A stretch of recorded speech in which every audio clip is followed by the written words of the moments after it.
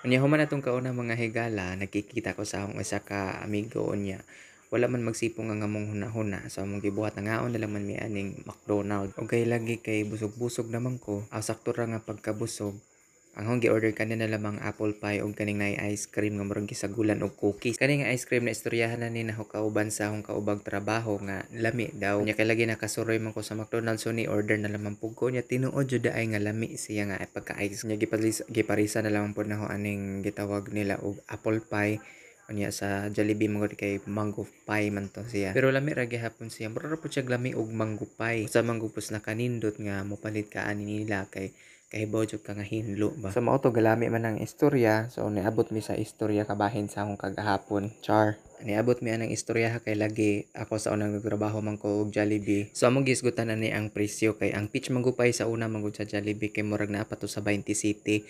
Unya karon kay murag niabot na pud siya og 40 kapin. Same ra pud aning apple pie sa McDo nga murag tag 40 city na pud siya ba. Unya ang dili jud mawa sa huna-huna katong Coke float kay ang Coke float sa una tag 20 city ra to.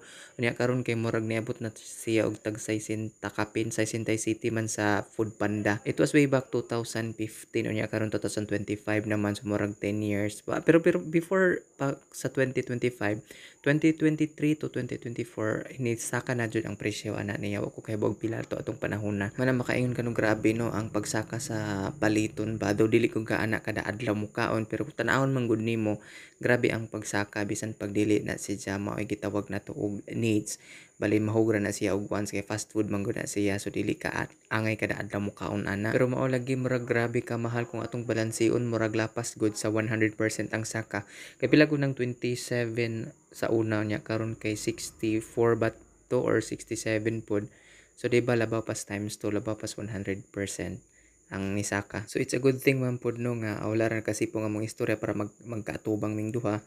Nya karon mas maka-interact jud ka og tawo jud ba kaysa anang inig-uli nimo dito sa imong sakanan kay puro ra ka chat, puro ra ka text or video call usahay virtual na kanunay ang imong mga maistorya so lahi ra jud kung naa mo'y interaction sa matag usap bitaw. It's a good thing, it's really a good thing for me jud. So usahay bitaw pud maka-realize ko nga unsa ba tawo pa ba ko ani or virtual na pug ko na himo na po kong robot kay most of the time dili na ko makaistorya og tao nga ingon ana bitaw kadugay but anyway siguro usagod pa sa mga pagdaanan sa mga tao especially karong panahon na nga iyahay nagpangita og mga trabaho mga pagkikitaan ba pero upata kay ba sa maabot o mobalik ra gihapon tong mga panahon nga daghan na tag tawo nga maistorya so daghang lesson sa atong kinabuhi no nga parehaan ni nga dili jud ta forever mabuhi nga kung unsa nga atong naandan bitaw kay kanunay lang kutang maingon ana so murag dili ra pud ta makakita og paagi nga mong growth ta. So talking and interacting to people, mas makakita jud ka og better way kung unsaon nimo sila pag-handle. Kaysa una man gud wa mo jud ta magbuhi pud anang virtual lang bitaw. So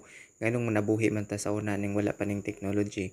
So karon man gud pud ang technology man gud kay nagka-upgrade pud ang technology. Isa to nag-ingon or diha ba koy nabasahan adto nga cellphones or gadgets will keep you away from people closer to you or basta ang thought niya is kana bitong ang mga tao nga duol sa imo hamura na og naahinuos layo makabantay mo bisag mga on mo kay ang ubang mga bata or ubang mga tao magsigir gyapon og cellphone imbis mo aray na time unta nga magkaduol mo nga magkaistorya magka heart to heart talk mo nya ang nahitabo sige na nahinuon og cellphone sige nagkupay-kupay itong cellphone nya kinsa may angay basulon ana so nasa ato pa ang cellphones or gadgets di ay dili siya sa tanang panahon maayo nato tungod kay makahatag pud kini og addiction so we better educate our family about all of this kung mahimo butangan og screen time saba bas motor butangan og screen time ang motor ay ang motor ang cellphone and then also tell them nga cellphone is not always good though it will really help us